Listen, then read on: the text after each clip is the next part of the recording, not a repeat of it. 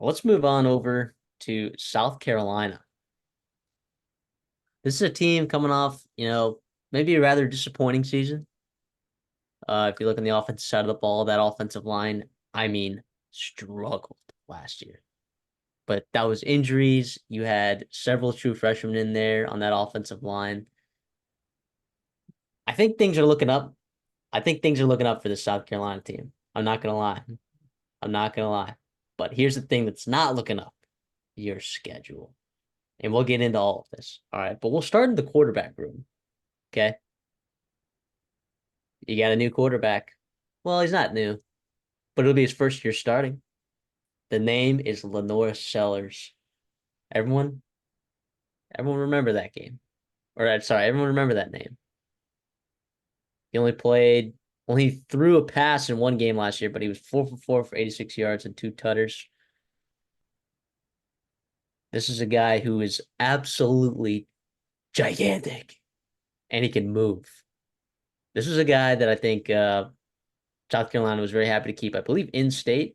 He's from the state of South Carolina. I think Norris is a really good player. However, if he goes down, I think Robbie Ashford can play to a similar style where he's a mobile quarterback. However, I would have concerns if Lenore Sellers went down. But then the flip side of that, Lenore Sellers is gigantic, and I would imagine that he's pretty durable. But we don't know because he hasn't played extended snaps in college football, right? Yeah, listen, but he's also, I mean, he's big enough to take some hits. Obviously, he's going to take a lot because of his scheme and his skill set. And, you bring in a guy like Sanders, they're going to run the football a lot. And Sellers is going to be you definitely a big part of that. And that's to his game. But he's a big dude. He is a talented rusher. To me, what remains is how consistent can he be pushing the ball through the air? How consistent can he be? Now he's just a redshirt freshman, sophomore year two guy. They got his feet wet a little bit last year. He sounded like, I mean, they've been behind him for a while. He's been turning heads over in South Carolina circles since last summer, right? So he's obviously there's a reason why they didn't go out and get anybody to like compete for him for the actual starting job is they feel good going in to the season with him. But again, yeah, you mentioned health, durability behind him. Even Luke Dottie, I'm pretty sure they're moving him to wide receiver. Right? I don't even know if he's still there as quarterback.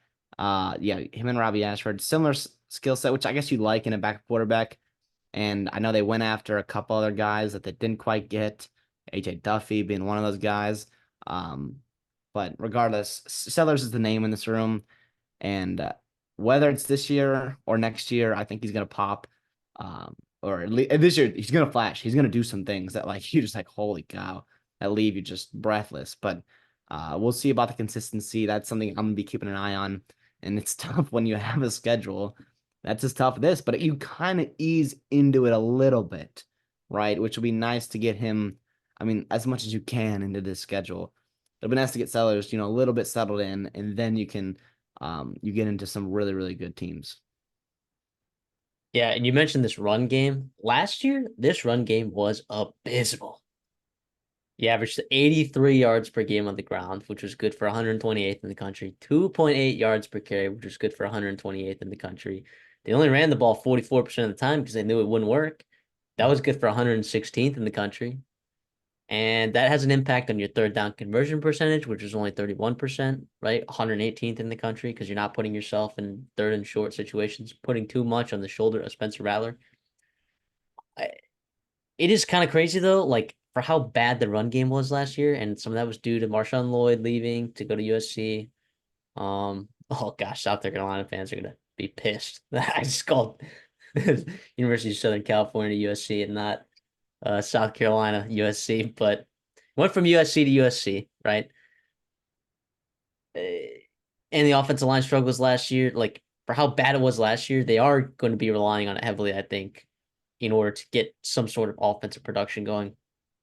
But I think they have talent in that wide receiver room. But I guess we'll go into the running back room.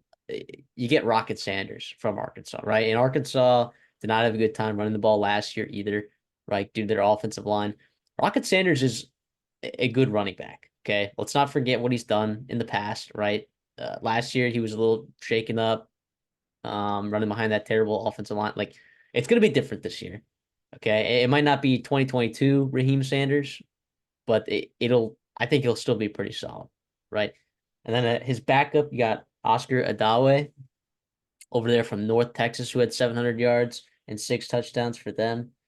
Um, Behind that, Juju McDowell, who the staff likes a lot, and I know fans are like Juju McDowell a lot as well over there. I don't know if he'll be third string, if he'll work his way to second string. I'm not sure what it's going to look like, how those touches are going to look like in the backfield behind Raheem Sanders, but we know at least Raheem Sanders is getting the majority of these carries.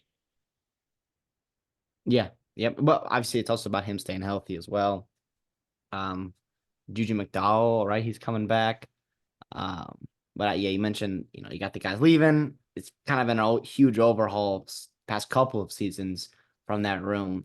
Regardless, so yeah, Sanders and Sellers, that duo in the back there. Holy cow. That should get fans really, really excited.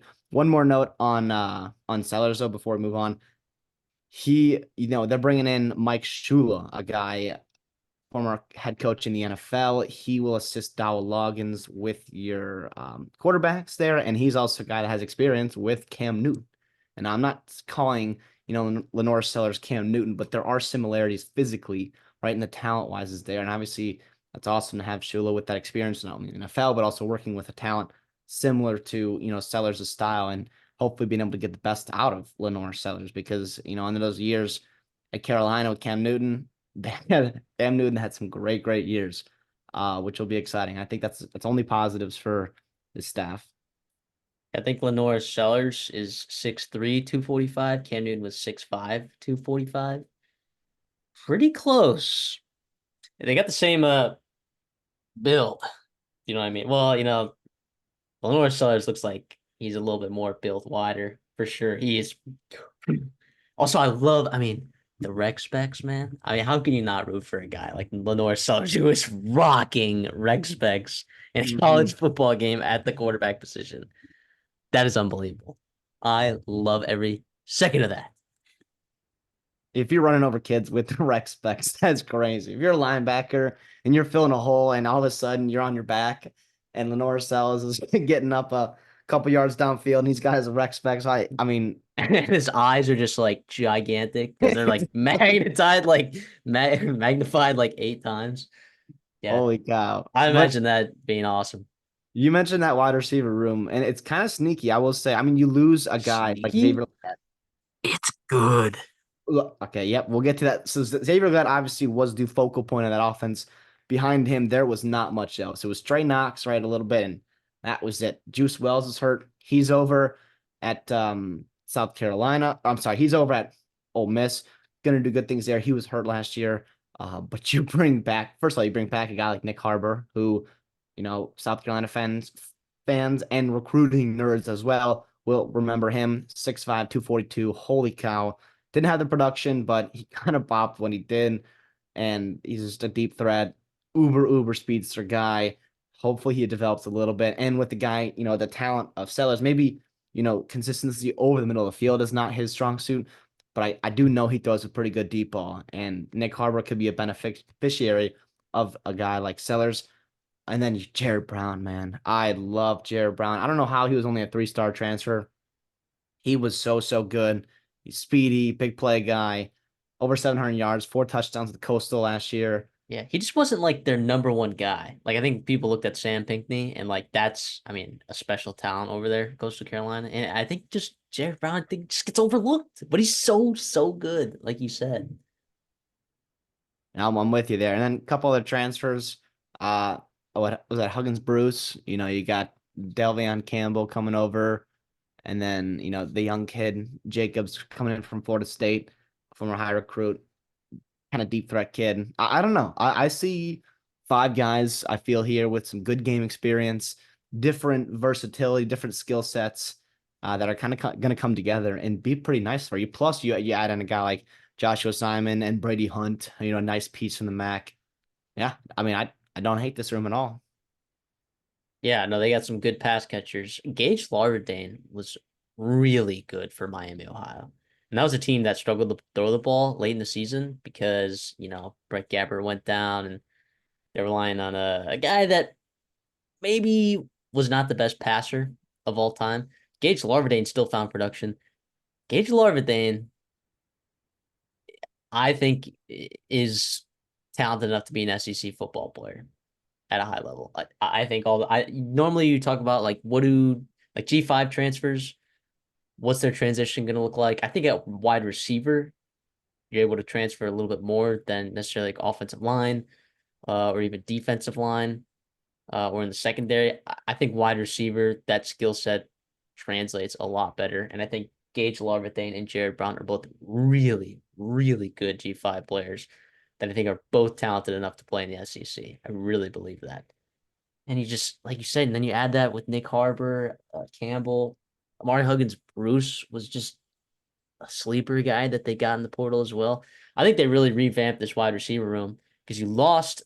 You forget you lost a lot. You lost Xavier Legette, who was a first round pick, and then you also lost Juice Wells, who I know was injured last year, but still he was a guy that you expected to have 900 to 1,000 yards at least for his team next year, and then he goes over to Ole Miss, right? And I'm sure he'll do really well there. He's a spectacular talent, but so you can't ignore what you lost, but you can be excited about what you got, right? Like I think Jared Brown and Gage Larvadain can equate Xavier Legette's production in the aggregate.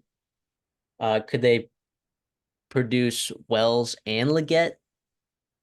I don't know, but Wells was hurt last year, so I doesn't really make too much of a difference to me. So I still think that they're gonna have talent. If Nick Harbor takes that next step too, man, it could be really dangerous. And you saw like they were force feeding him a little bit in the beginning of that Texas A&M game, and then they just stopped going to him for some reason. I don't know what it was. They were force feeding him, and he was getting it done. And I'm excited for him to have more than 20 targets this year, which is what he had last year. No, I'm with you here. And now let's get over to the offensive line. And this is what South Carolina fans are hoping to see, right? This is, I think, the biggest question mark, even though you're replacing, you know, kind of your quarterback, your running back, your wide receiver. Like this to me is the biggest question mark on whether this team makes a bowl game and does some other things, frisky in the SEC, or whether they can, really bottom out. And I want to hear your thoughts on the offensive line. You got a couple guys coming back who maybe didn't play well last year, but got their feet wet. Maybe getting a little bit Mm-hmm. better. How's that depth? You're bringing in some transfers. What's how you feeling about this? Babalade and Ball, I think, were thrown into a really bad position last year, uh, being that they were true freshmen. You do have two true freshmen though that you bring in this year that are very talented that could find themselves on the offensive line at some point competing for a spot. Like I think about Josiah Thompson. Holy cow! Mhm. What a spectacularly high rated recruit there. But Trevon Ball, I think is fine. He was not that good last year, and neither was Tree Babalade or Babalade. But couldn't tell you how to pronounce that. But yeah, just that from year one to year two jump, I expect to be a substantial boost. And I think the issue though with the offensive line, like it has to be physical because you're gonna have a big quarterback, a big running back, big physical receivers that are good run blockers. Like this offensive line needs to match the physicality of the rest of the skill positions on this offense. And I think it can do it. I think it can do it. I think it will get significantly better than it was last year. Even if it's marginally better than it was last year, that's still going to be a significant upgrade because it was horrendous last year. No, I'm with you. You mentioned, some of that physicality, and at least they got the size to do it. You got a couple bunch of guys well over 300 pounds, even those freshmen you're bringing in, right? We talked about Josiah Thompson. He's 6'7", 300 pounds. Cam Pringle's another freshman. He's what, 6'8", 345. In-state kid from South Carolina. It's pretty exciting. And then the transfers, Kamar Bell, Arian Parks. What can they give you? Is it good? Are they just good depth pieces? Or are they going to push for starting roles? I think the reality though is I don't know if you're going to be relying on guys that aren't ready to play yet, or at least have zero experience. We'll see what they do at right tackle, but I don't know. I don't know. I do I'm the not plugged in the program, but I would not be shocked if Josiah Thompson gets reps there at some point. that would be pretty exciting. I do think he would be. what I was kind of getting to is the difference with this year, right? And why I feel a little bit better that it's at least going to improve the offensive line is that I don't think you're forcing guys to play before they're ready, right? If Joe Ty, I'm sorry. If Thompson wins that job as a freshman, it's because he was actually ready. It's because he was a legit 5-star guy. You got him in, you developed him, and you got him ready to play legit SEC football, right? I do think the floor on this offensive line much, much better than it was a year ago. Where if you do have some injuries here and there, you've got some experienced transfers coming in on the back end. You also had your freshmen last year that came in and maybe weren't quite ready to play, and now they get their feet wet. Now they go through another spring practice, and now they're getting ready, gearing up to go through a year two, which will be much, much, much better.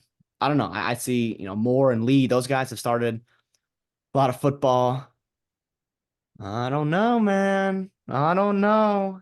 Well, It'd I be think fun. it is important that they have. I don't think they'll have a top half offensive line. Oh, hot take. But they do play some good defensive lines right on the schedule, and we'll talk more about their full schedule. But Kentucky with their good defensive line. I think about Alabama, who has talent, right? Some still question marks in that pass rushing department. Texas A&M has a really good defensive line. Clemson has a good defensive line. So you're still playing some good teams, or Oklahoma, maybe. But I'm just saying, it still is going to be important, right? Yeah, I'm not saying that's the. I mean, it is almost in every offense, right? Like your offensive line is going to be kind of that keystone, like that's going to take you from good to great, great to elite. But I don't think they have to be a top half offensive line to be successful this season. I don't think they have to be a top half offensive line to make a bowl game. That makes sense. well, you've got a bunch of guys that be running the football that are well or 220 and plus, right? And Sellers is pushing 250. I listen. I also think it does help that you have an actual identity on offense, and where you can tell the offensive linemen like, "Hey guys, all off season, right? All spring, all summer, all fall, you're going to be getting ready to fire off the football and really clonk heads with these defensive linemen." And I think it's something that can get you excited about. It's something that you can work on. Like pass pro is tough, right? Like that, it's pretty skilled and whatnot. But I do think like I don't know, offensive line. You gotta love the foot. You gotta love to run the football. And I think that could be exciting. I don't know if I'm just grasping at straws here for South Carolina, but to me, I think that might matter. Where if you have an actual identity, week in and week out, all through the offseason, we're going to run the football. If we can't run the football, who are we? Type thing. And I don't know. To me, that's a nice recipe, I think, for this roster. Let's transition over to the defensive side of the ball. Um, they got a lot of experience, I think, on this side of the ball. Um, a lot of these guys are still left over from the Muschamp era.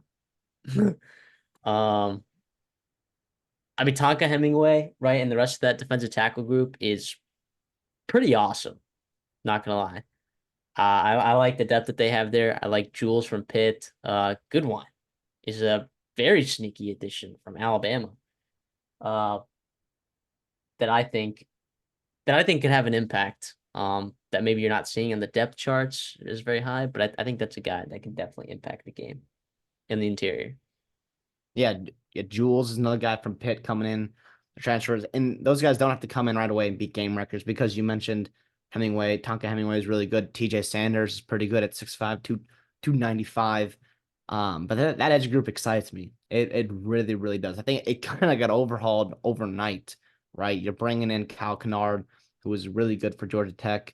He's a guy 6'5", 240. Almost 7 sacks last year in the ACC. That's pretty good production. Gilbert Edmond, that's a name South Carolina fans are familiar with. Same guy that was really good with you in 2022, right? Comes back from FSU, hopefully to ignite some of that, past production and success that they had in a Gamecocks uniform. And then Dylan Stewart, similar to a guy like Josiah Thompson. He's a 5-star, right? He had a good spring. That staff obviously loves him. It was a big time recruiting win, right? I think he went up to DC and got him. Holy cow, that would be fun to unlock his potential and what he could bring to the upside of this defensive line. I like it. I mean, and that's where it starts in the trenches defensively in the SEC. If you can get to the quarterback, right, you can push linemen in the run game. That gives you a chance to win a lot of football games, even if there's a talent disparity there. Listen, I like it. I like this D line. Yeah, you mentioned Kennard, and Gilbert Edmond and Dylan Stewart on the edge. I think pass rush is definitely going to be a factor this year. Like they were not very impressive last year in the pass rushing department. I think if you add that element, right, along with that interior that you have in there, this could be easily a top half defensive line. I think it is a top half defensive line. It could be a top quarter defensive line. Maybe. I mean, top four defensive line in the SEC. I'd have to really think about that, but it's definitely up there with some of the better defensive lines in the SEC.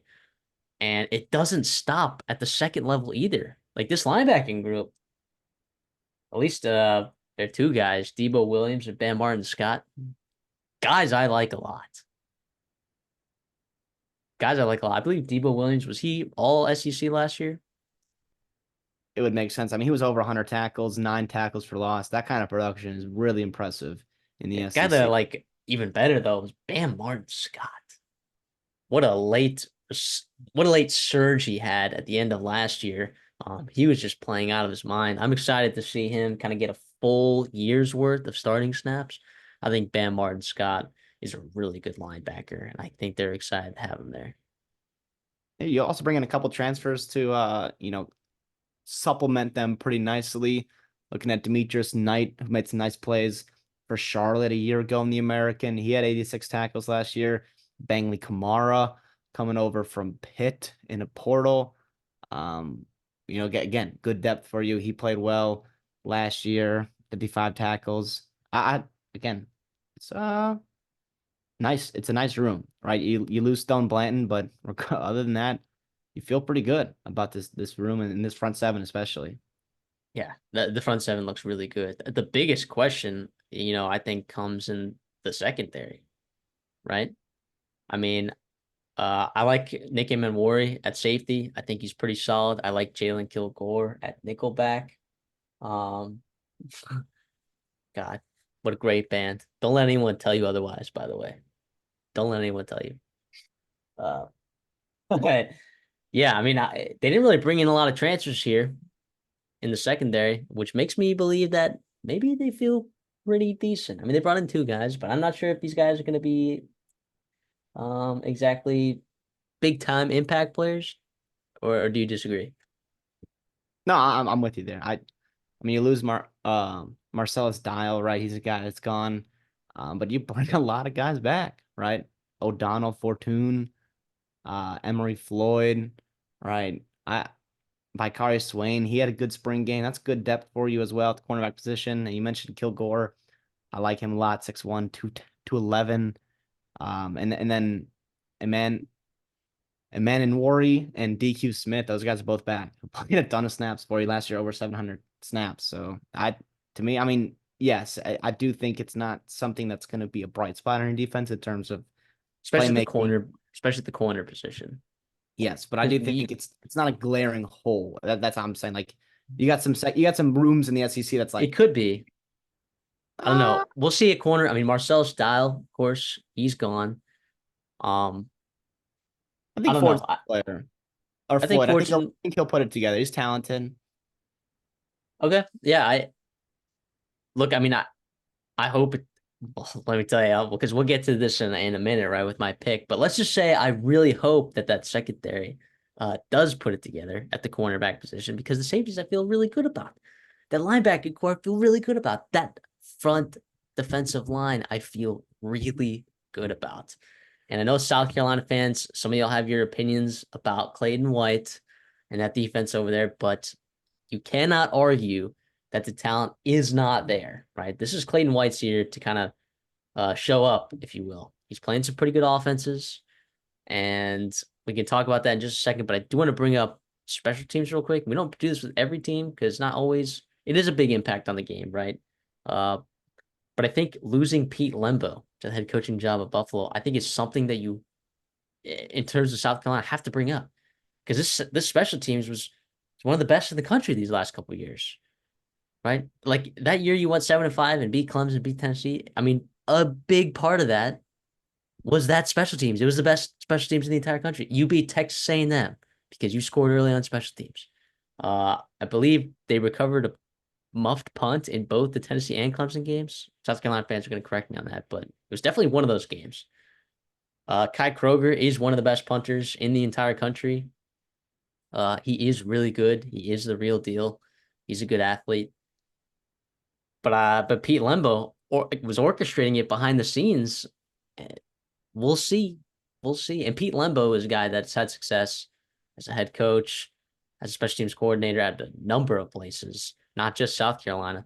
So we'll see what kind of loss that means. They bring in Joe DeCamillis. I don't really care who they bring in, right? All I know is that they're not Pete Lembo. All right. Probably a little bit of a downgrade. But I also do think that culture is there where Beamer has an importance on it. And I'm sure like special teams, yes, your coordinator is a big deal. Pete Lembo, he did find advantages and he did take them. And obviously, like if you're a team like South Carolina and maybe you're not quite as talented as Tennessee or as Clemson, right? But you got to find ways to make up, close that gap. And it's through special teams, it's through explosive plays, right? And Pete Lembo knew that more better than anybody. But also Shane Beamer, I think he puts an emphasis on it too, and I do think it'll help, at least ease the transition right from Lembo to DeCamillis, where you're going to still have practice time set aside for special teams. You're going to have legit athletes, players playing on special teams, not afraid of them, getting hurt or whatnot, getting tired throughout the game. The special teams players, that's going to matter. And also Gage Larvadane, right? He did some good things at Miami, Ohio in the punt return game, maybe hoping he can add a spark for you in the return game, not just like at the wide receiver position. But you're right though, Pete Lembo, you had to mention it because there's a reason why he got a head coaching job because he was that good. Yeah. Let's talk about the schedule, right? Because their opener win totals at 5.5. All right. And it is juiced a little bit to the under in some places. I'd have to check. What does FanDuel have it in? Oh, it's actually juiced to the over. What do you know? So you open up with Old Dominion at home, then you go to Kentucky, then you get LSU at home, then you get Akron at home. You have a bye week before you kind of get into your most brutal stretch of the year, where you have Ole Miss at home, then you go to Alabama, then you go to Oklahoma, right? Then you get a bye before you get Texas A&M at home, Vanderbilt on the road, Missouri at home, Wofford at home, and then you end the season with Clemson on the road. Give me the over. Give me the over. Let's go. And the schedule is brutal. I cannot stress that enough. Okay.